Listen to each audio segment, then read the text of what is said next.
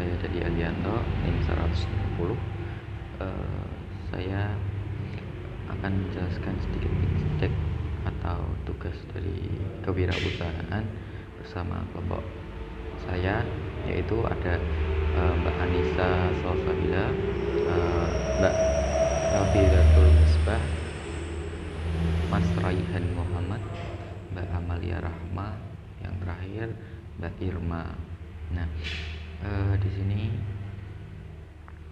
kami membuat big tech atau bisnis yang bergerak di bidang jasa. Nah, jasa yang kami pakai sendiri yaitu dekorasi. Jadi bisnis model kanvas yang kelompok kami buat yaitu jasa dekorasi itu. Yang pertama, saya akan mengartikan sedikit tentang BMC atau bisnis model kanvas. Ini kan kerangka kerja yang membahas model bisnis dengan disajikan dalam bentuk visual atau berupa kanvas atau lukisan gitu, agar dapat dimengerti dan dipahami dengan mudah. Di BMC ini juga terdapat 9 elemen bisnis model kanvas. Nah, apa saja, yaitu value proposition, customer segment, channels, revenue stream, key research, customer relationship, terus key activity, key partner, terus cost, ya, strukturnya. Nah, jadi yang pertama saya akan menjelaskan tentang value proposition. Nah, value proposition ini kan nilai dari yang kita tawarkan untuk pelanggan. Jadi apa saja yang kita punya, apa saja yang kita unggulkan dari produk dari kita ini, ya. Yang pertama, kita memakai produk yang namanya kan dekorasi. Ini dekorasi buat lamaran, terus wedding, terus party, prom night, dan lain-lain yang membutuhkan yang membutuhkan dekorasi, itu bisa bekerja sama dengan vendor kami. Terus hal yang kami berikan dan sajikan kepada pelanggan yaitu tentang simple, elegan, mewah. Jadi dari semua kalangan kita bisa menyajikan model-model atau dekorasi yang mungkin di zaman sekarang banyak konsepnya. Jadi sesuai request customer atau klien, jadi kita bisa membuatkan atau mendekorkan dari yang simple, elegan, sampai ke mewah juga bisa. Terus keunggulan dari vendor kami yaitu pengerjaannya cepat dan rapi. Nah, itu salah satu poin yang kami tekankan, bahwa pengerjaan cepat dan rapi ini berpengaruh dalam kepuasan klien. Terus kita juga membuka untuk gratis konsultasi. Jadi kalau misal ada klien yang bingung untuk membuatkan dekor yang bagaimana, konsepnya bagaimana, itu bisa konsultasi dengan vendor kami dulu. Nanti ada customer service-nya, manajer atau manajemennya bisa di WA dulu, nanti bisa di briefing atau dirembukan bareng untuk mendapatkan vendor yang diinginkan oleh klien. Terus di sini juga kita bebas untuk memberikan dekorasi yang diinginkan oleh klien. Jadi boleh si klien memilih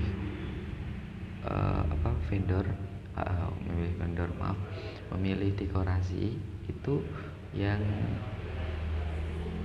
keinginan mereka. Jadi kalau misal si klien pengen yang model simple tapi mewah, itu juga bisa kami berikan. Terus atau mungkin yang modern tapi simple gitu juga bisa. Jadi tergantung permintaan klien dan bebas untuk klien memberikan masukan atau konsepnya dari klien sendiri itu. Terus yang kedua, customer segment ini yang kedua customer segment itu dari kami itu ada tiga poin. Jadi yang pertama itu ada yang semua kalangan, terus terjangkau di semua kalangan, terus melek internet. Jadi yang bisa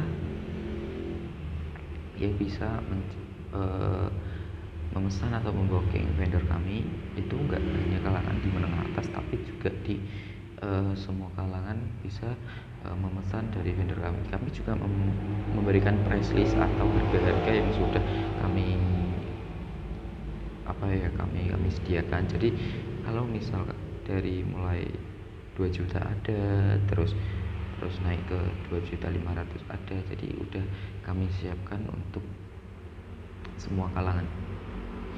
Dan yang pasti kita memberikan kepuasan terhadap klien. Terus yang ketiga itu ada juga melek internet. Jadi kita bisa memberikan masukan atau memberikan konsultasi dulu atau briefing dulu, atau mungkin kita bisa berpromosi di semua sosial medianya tersebut. Jadi apapun yang memang klien butuhkan, apapun yang klien inginkan, bisa kami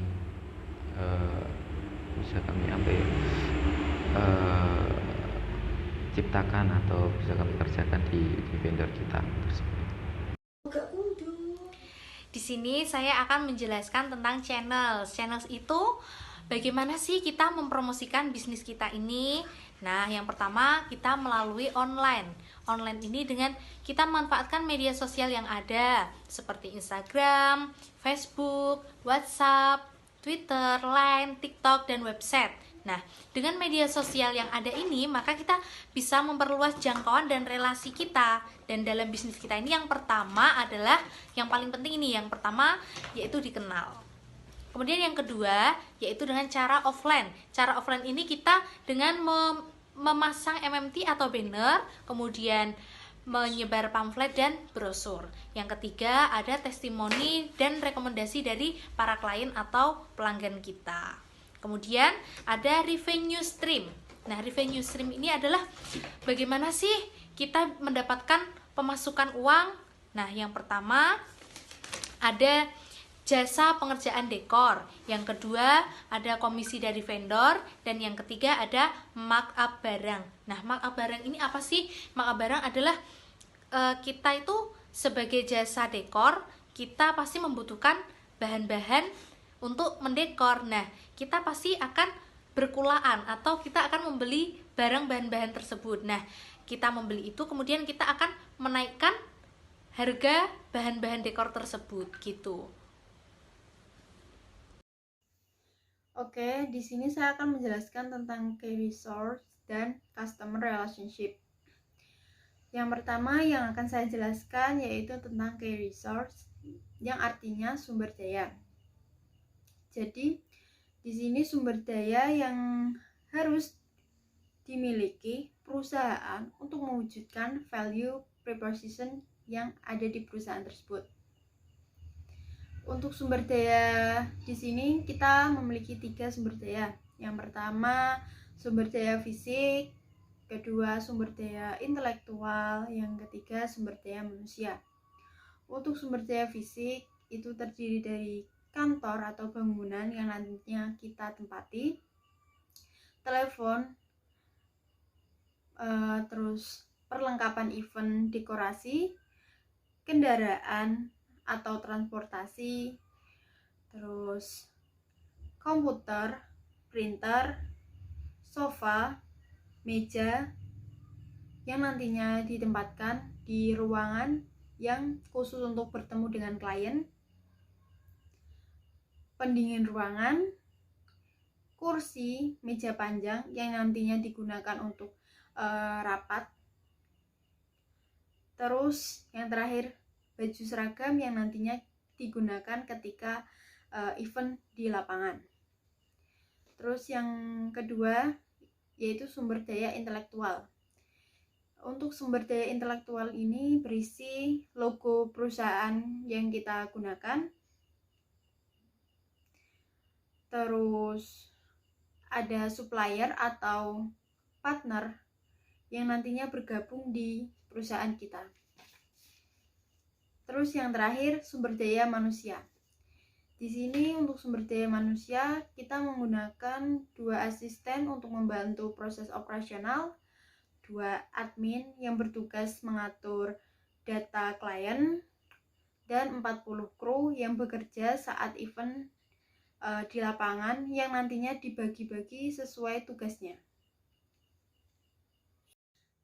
Selanjutnya, customer relationship atau hubungan antar konsumen, atau lebih jelasnya cara yang digunakan untuk menggait konsumen atau pelanggan menjalin hubungan dan mempertahankan pelanggan atau konsumen tetap menggunakan jasa kita. Kita memiliki 5 cara. Yang pertama, menjalin hubungan yang baik dengan konsumen. Ketika kita memiliki hubungan yang baik dengan konsumen, konsumen akan tetap menggunakan jasa kita. Yang kedua, melayani konsumen dengan khusus. Nah, maksudnya ketika konsumen mendatangi kita memperlakukan mereka dengan khusus, itu seperti menyediakan tempat yang nyaman untuk konsumen. Kita juga menyediakan minuman agar nanti proses berbincangnya lebih nyaman. Terus yang ketiga ada memberikan promo ataupun diskon kepada klien. Nah, biasanya kan kalau kita memberikan promo atau diskon kepada klien kan klien akan merasa tertarik untuk menggunakan jasa kita. Terus yang keempat, mengupayakan hasil yang terbaik agar klien tidak kecewa. Nah, ketika klien sudah mau menggunakan jasa kita, nah sebaiknya kita harus mengupayakan yang terbaik agar klien tidak merasa kecewa ketika menggunakan jasa kita. Terus yang kelima, menjalin komunikasi yang baik saat perencanaan, pelaksanaan, dan setelah acara. Baik, saya akan menjelaskan tentang key activities yang ada di jasa dekor kami. Jadi terdapat 3 hal. Yang pertama tentunya ada dekorasi event. Jadi di jasa dekor kami ini terdapat kita menjalankan dekorasi yang event-event yang seperti entah itu wedding atau akad atau birthday party atau prom night atau apapun atau event-event yang lainnya. Dan yang kedua ada yang namanya layanan customer. Jadi kita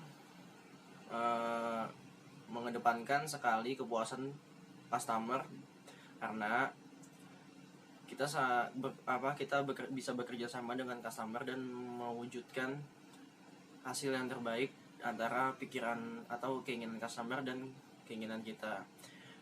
Itu bisa seperti mungkin H-1 atau H- sebelumnya kita menjalankan kayak seperti sama-sama kayak semacam konseling lah berdua gitu. Apa yang diinginkan customer dengan kita, mari kita wujudkan dan kita jadikan satu ide agar terjadinya dekorasi yang sama-sama kita inginkan. Dan yang ketiga, ada yang namanya manajemen tim dan karyawan. Tentunya di dalam jasa dekor kami ini kami sangat memerlukannya tim dan karyawan. Tentunya di manajemen tim sendiri kita bisa saling membantu dalam membuat jasa dekor ini melakukan dekor langsung, dan tentunya dalam manajemen karyawan itu bisa tentunya dalam bisa seperti konseling dengan customer atau yang lain-lainnya. Udah itu aja dari saya, kurang lebihnya mohon maaf. Assalamualaikum warahmatullahi wabarakatuh. Oke, di sini saya akan menjelaskan apa itu key partner. Key partner adalah pihak-pihak yang bisa kita ajak bekerja sama atau berbisnis, atau bisa dikatakan lain, siapa sih pemasok dalam bisnis kita. Dalam bisnis kelompok kami yaitu dekorasi, jadi ada 3 key partner yang kita ajak. Yang pertama adalah penanam bunga atau petani bunga. Kenapa kita langsung mengambil ke petani? Karena harganya terjangkau dan lebih murah daripada kita harus membeli ke toko bunga yang sudah naik harganya. Lalu yang kedua adalah pengrajin kayu. Kenapa kita juga langsung ke pengrajin? Karena kita akan menyesuaikan apa yang diinginkan oleh klien agar dia merasa puas dan merasa senang apa yang diinginkannya itu sesuai.